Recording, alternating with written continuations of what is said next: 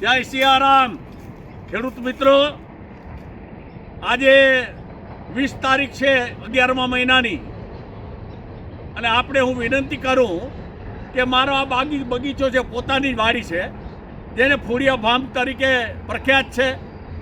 ઘણા બધા જ્યુસ બનાવું છું, બધું નેચરલ આખા, એમાં એસેન્સ કલર પ્રિઝર્વેટિવ હોતી નથી, આપણે સૌને યાદ છે. પણ આજે ખાસ હું આંબાના બગીચામાં એટલા માટે આવ્યો છું કે આંબાની અંદર અત્યારે મોર આવવાની દક્ષિણ ગુજરાતમાં ચાલુ થઈ ગયું.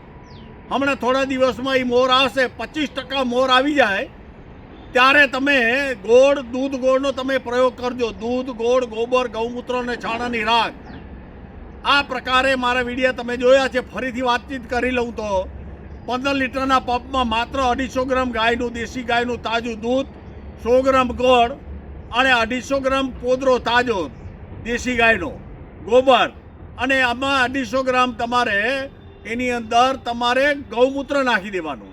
અને એમાં તમે પાછો છાણાની રાખ 1 દોથા જેટલી એ રાખીને સ્પ્રે કરી દો.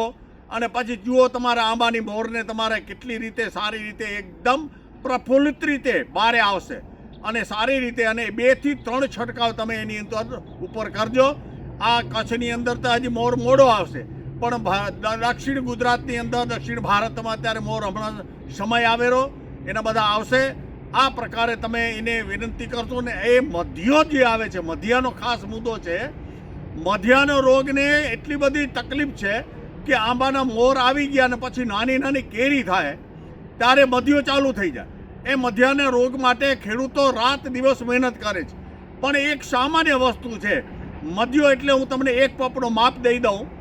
એક રાઈ 1 દોથો એટલે 70 થી 100 ગ્રામ જેટલી આપણે રસોડામાં વાપરી છીએ રાઈ, એને તમારે સાંજે પલાળે નાખી 1 પપડો માપ દઉં. સવારે તમારે એને ગ્રાઇન્ડર કરવું, વહેલું ગ્રાઇન્ડર કરીને એની સાથે 300 ગ્રામ તમારે ડુંગળીના ટુકડા કરી પાણી નાખીને એનું ગ્રાઇન્ડર કરવું.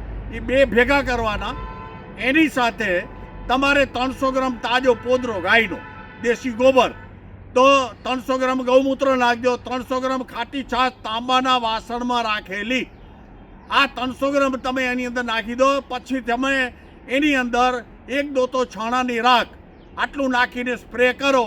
એટલે તમારી નાની નાની કેરી છે ને, ખરવાની જે છે આંબામાં, નાની કેરી પીળી થઈ જાય, દાગ પડી જાય, ખરી જાય, મધ્યો આવે, મધ્યોનો મચ્છર આવે, આ બધું સાફ થઈ જશે. એમાં 2 થી 3 છંટકાવ તમારે અઠવાડિયે કરજો. તમારા આંબા એકદમ સારા થશે અને તમારો પાક સારો આવશે. છેવટે આખા બગીચામાં ન કરો તો થોડામાં કરજો. 200 લીટરના ડ્રમની માપ દઈ દઉં તો 1 કિલો રાઈ 5 એ તમારે સાંજે પલાળવાની, સવારે ગ્રાઇન્ડર કરી નાખવાનું. એમાં 5 કિલો ડુંગળી જોશે, ડુંગળી, પ્યાજ, એટલે 5 કિલો આ પ્રકારે તમારે પ્યાજ નાખી દેવાની. એને ટુકડા કરી અને એ ગ્રાઇન્ડર કરી નાખવાનું. એ 5 કિલો પોદરા નાખી દેવાના, છાણ, તાજું છાણ. અને 5 કિલો તમારે એની અંદર ગૌમૂત્ર નાખવાનું. 5 કિલો તમારે એની અંદર ખાટી છાશ નાખી દેવાની. અને 5 ખોબા છાણાની રાખ, આ બધું 200 લીટરના ડ્રમમાં નાખીને તમે સ્પ્રે કરો. 2 થી 3 સ્પ્રે કરજો. તમારી કેરી સારામાં સારી પકડાશે, તમે સુખી થશો.